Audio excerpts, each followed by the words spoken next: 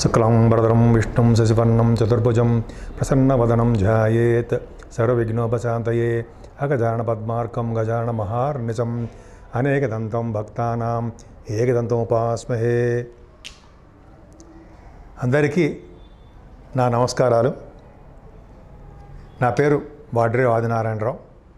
ఇప్పుడు మనం మే నెల ఫలితాలు అంటే మే 1 తారీఖు నుంచి 31 మే వరకు కూడా 2024 వివిధ రాశుల్లో ఉన్నటువంటి గ్రహాల యొక్క ఫలితాలు ఇప్పుడు మనం తెలుసుకోబోతున్నాం. మకర రాశి వాళ్ళకి చాలా అద్భుత ఫలితాలు ఉన్నాయండి.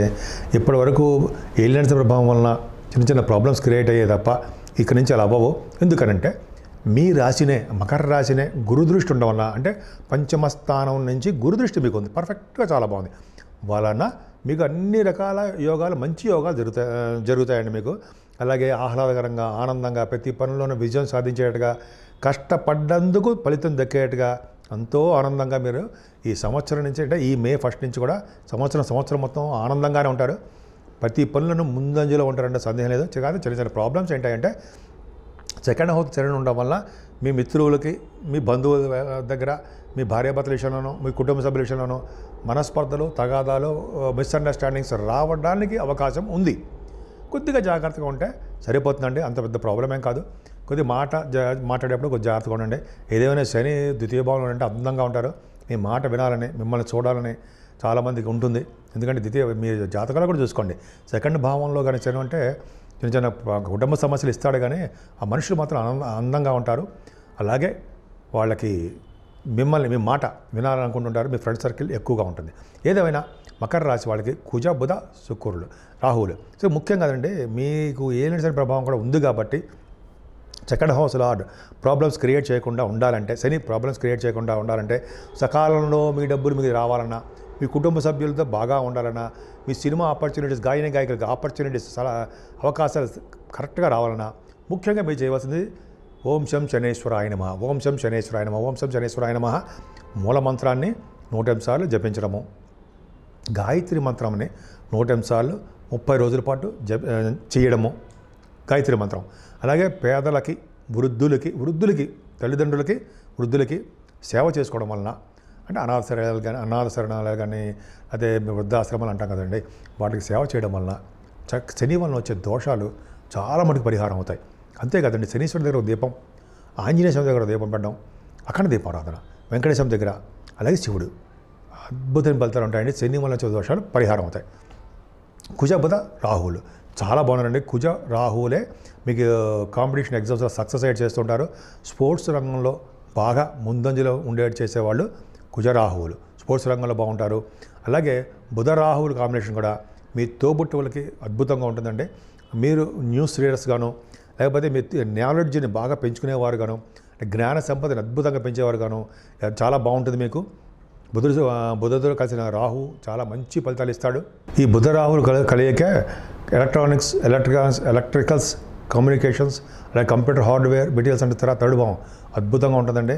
కుజుడు ధైర్యాన్ని మీకు ఇస్తాడు, రాహు కూడా ధైర్యంగా ఉంటారు, ధైర్యాన్ని ఇస్తాడు మీకు, మీరు ధైర్యంగానే ఉంటారు. కాబట్టి బుధుడు కూడా వార్తా సేకరణకి మంచి, బుధుడు 3వ భావంలో అంటే బాగా అద్భుతమైన ప్రతిభ కనపరిచేట్టు చేస్తుంటాడు మీకు. మీ way of living style, thinking style అవన్నీ మారిపోతాయి. చక్కగా అద్భుతంగా మంచి దాంట్లో మారిపోతారు. మీరు మంచి ఆలోచనలోకి వచ్చేస్తారు. అలాగే మీరు ఏదైనా పని స్టార్ట్ చేస్తే ఆ పనులందు విజయం సాధిస్తారు. మీరు రాశి కూడా రాశిని గురుడు చూస్తాడు కదా, విజయావకాశాలు ఎక్కువ ఉంటాయి, పట్టుదల ఎక్కువ, ధైర్యం ఎక్కువ, భరోసా ఇస్తుంటారు. అలాగే శుభవార్తలు కూడా వింటుంటారు. ముఖ్యంగా వాహన యోగం కూడా ఉండడానికి అవకాశాలు ఉన్నాయి. భూములు కూడా కొనుగోలు చేసుకుంటారు. 4th భావంలో రవి, బుధ, శుక్రులు ఉన్నారండి. 4th భావం అంటే చదువు కదా, శరీర దృష్టి ఉంది, చిన్న చిన్న ప్రాబ్లమ్స్ ఉంటాయి. కానీ బుధ, శుక్రులు 4th భావం అంటే అద్భుతమైన చదువు వస్తుందండి మీకు, డౌటే లేదు. చదివే కాకుండా శుక్రుడు కూడా బాగున్నాడు కాబట్టి మంచి యోగం అనే ఇస్తాడు మీకు. యోగవంతంగానే మీరు ఉంటారు, అద్భుతం లేదు. 4th భావంలో బుధ, శుక్రులు అంటే ల్యాండ్స్ ఇవ్వడానికి అవకాశం ఉంది. ఆ రాశి కూడా మేషరాశి అవ్వడం వలన, కుజుడు యొక్క రాశి అవ్వడం వలన భూయోగము, లేదా మీరు కొంతమంది అంటే ఇళ్ళు కొనుక్కోవడము, గృహాలు కొనుక్కోవడము చేస్తారు. వాహన యోగము, వాహన సమృద్ధిగా ఇస్తాడు శుక్రుడు. పంటల్లో బాగా పండించేది చేస్తూ ఉంటారు బుధ, శుక్రులు. రవి, బుధుల కాంబినేషన్ అంటే డాక్టర్ సూత్రులు చాలా బాగుంటుంది. ఫైనాన్స్ రంగంలో అద్భుతంగా ఉంటుంది. చదువులు వెనకబడరు. మీ మదర్ గారికి ఆరోగ్య పరిస్థితి అద్భుతంగా ఉంటుంది. ఏ భయపడాల్సిన అవసరం లేదు. అంత ఫోర్త్ భావం కంఫర్టబుల్నెస్ ఎక్కువ. సంగీతంలో కూడా మంచి అద్భుతంగా రాణిస్తారు. గాయకులు కూడా గాయకులుగా మంచి పేరు ప్రఖ్యాలు సాధించడమే కాకుండా బంగారు ఆభరణాలు కూడా ఉంటాయి మీకు. పైగా మీకు పంచమస్థానంలో గురుడితో కలిసి రవి కదండి. పంచమాధిపతి కూడా శుక్రుడు 20వ తారీఖు నుంచి ఉన్నాడు. అది ఏమవుతుందంటే ఈ నెల 15వ తారీఖు నుంచి ఒక ఎంటిటీ 15వ తారీఖు వరకు మంచి యోగం, దాని తర్వాత ఇంకొక మంచి యోగం ఏంటంటే రవి గురులు పంచమస్థానంలో ఉంటే పుత్ర సంతాన యోగం కలుగుతుంది. 20వ తారీఖు కూడా శుక్రుడు కూడా వస్తున్నాడు కాబట్టి పుత్రిక సంతాన యోగం కూడా ఉంటుంది. సంతానం వలన అద్భుతమైన ప్రతిభ ఉంటుందండి. మీకు జనాకర్షణ ఎక్కువ, ఆర్థికంగా డెవలప్ అవుతారు, మీరు ప్రేమగా ఉంటారు, అందరితో ప్రేమగా ఉంటారు మీరు. అలాగే ఈ పంచమస్థానం స్పోర్ట్స్ రంగంలో కూడా అద్భుతంగా రాణిస్తారు. పంచమంలో రవి ఒక్కడే ఉన్నాడు అనుకోండి, పుత్ర సంతానం ఉంటారు, ఒక్కడే కొడుకుంటాడు. సో గురుడు కూడా ఉన్నాడు కాబట్టి పుత్ర సంతాన యోగం ఉంటుంది. అలాగే స్టాక్ మార్కెట్లో పెట్టుబడి పెట్టే వాళ్ళకి అద్భుతమైన ఫలితాలు ఉంటాయండి. ధనయోగం బాగా వర్షం అంటే బాగా ఎక్కువ ఉంటుంది, లాసులు తక్కువ, స్పెక్యులేషన్ కూడా అంతే. అంతేకాకుండా సినిమా రంగము కళారంగం కూడా ఈ పంచమ భావం చూస్తాం కాబట్టి రవిగురులు ఉన్నారు. రవిగురులు ఉన్నారంటే రచయితలుగా పేరు ప్రఖ్యాతులు తెచ్చుకుంటారు, సాహిత్య రంగంలో బాగా డెవలప్ అవుతారు. అలాగే నృత్య కళాకారులకి, సంగీత కళాకారులకి చాలా బాగుంటుంది. ముఖ్యంగా టెలివిజన్ రంగం, సినిమా రంగం వాళ్ళకి ఆ రంగంలో ఏ స్టేటస్లో పనిచేసినా, ఏ స్టేజ్లో అంటే ఏంటంటే కళాకారులు గాను, లేకపోతే డైరెక్టర్స్ గాను, ప్రొడ్యూసర్గా గాను, ఈ యాక్టర్స్ ఇవన్నీ ఉంటారు, యాక్టర్స్గా గాను వాళ్ళ కళా ప్రతిభ బాగుంటుంది. వస్త్రాలు కొనుక్కుంటారు, ఆభరణాలు, శుక్రుడు వల్ల ఆభరణ యోగం కూడా మీకు 20వ తారీఖు నుంచి చాలా బాగుంటుంది. అద్భుతంగా ఉందండి. రవి శుక్రుల కాంబినేషను అంత అద్భుతం కాకపోయినా ఆ రవి శుక్రుల కాంబినేషన్లో రవి ప్రకాశవంతంగా ఉంటాడు. సో ఏదేమైనా పంచమభావం చాలా బాగుంది. సప్తమాధిపతి కూడా బాగుండడం వల్ల వివాహ శుభకార్యాలు బ్రహ్మాండంగా జరుగుతాయి, ఇంట్లో డౌటే లేదు. మీరు అనుకున్న సంబంధాలు జరగడము, మీ వ్యాపార అభివృద్ధి డెవలప్ అవడము జరుగుతుంది. కానీ అష్టమ స్థానాన్ని శని దృష్టి అంత మంచిది కాదండి. అష్టమ స్థానంలో శని చూడడం వల్ల మీకు అనారోగ్య సమస్యలు రావడానికి అవకాశం ఉంది. కొంచెం జాగ్రత్తగా ఉండాలి. ఎందుకంటే మీకు ఎందుకు జాగ్రత్తగా ఉండాలంటే శని ప్రభావం ఎక్కువ తిరుగుతూ ఉంటారు కదండి. మీరు థర్డ్ భావం కూడా బాగుంది కాబట్టి ఎక్కువ తిరగడం వలన మీ ఆరోగ్యం పట్ల శ్రద్ధ వహించకపోవడం వలన కొద్దిగా ప్రాబ్లం ఉంటుంది. కానీ భాగ్యస్థానంలో కేతువు కదండి, ఎంతకన్నా అదృష్టం ఎవరు ఎలా ఉంటుంది చెప్పండి. భాగ్యస్థానంలో కేతువుకి గురుదృష్టి ఉందంటే ఫారిన్ కంట్రీస్ వెళ్తారు వాళ్ళు. విద్యారీత్యా, వ్యాపార రీత్యా ఈ ఫస్ట్ తారీఖుని చూసుకోండి, ఫారిన్ యోగం ఉంది మీకు, వెళ్తారు మీరు ఫారిన్లో. అక్కడ పరిస్థితులు అనుకూలవంతంగా మీకు మారిపోతాయి, అద్భుతంగా ఉంటుంది. అలాగే భాగ్యస్థానానికి గురుదృష్టి ఉందంటే పుణ్య నదుల స్థానాలు, తీర్థయాత్రలు, గురువుగారు సందర్శించడాలు, జ్ఞాన సంపద పెంచుకోవడాలు, దైవ దర్శనాలు, ఎంత పుణ్య అంటే గుడులు గోపురాలు అంటారు సార్, టెంపుల్స్ అంటారు సార్, వాటికి దానాలు ఇవ్వడాలు, పైగా గంగానది క్షేత్ర దర్శనాలు, కాశీ క్షేత్ర దర్శనం, గంగానది స్నానాలు. నాకు గుర్తుని చెప్తున్నానండి. అలా శ్రీరామచంద్రుడు అయోధ్య సరయూ నది అట్లా చేయడాలు, నర్మదా నది స్నానాలు కూడా చేస్తారు, మీరు చేయబోతున్నారు.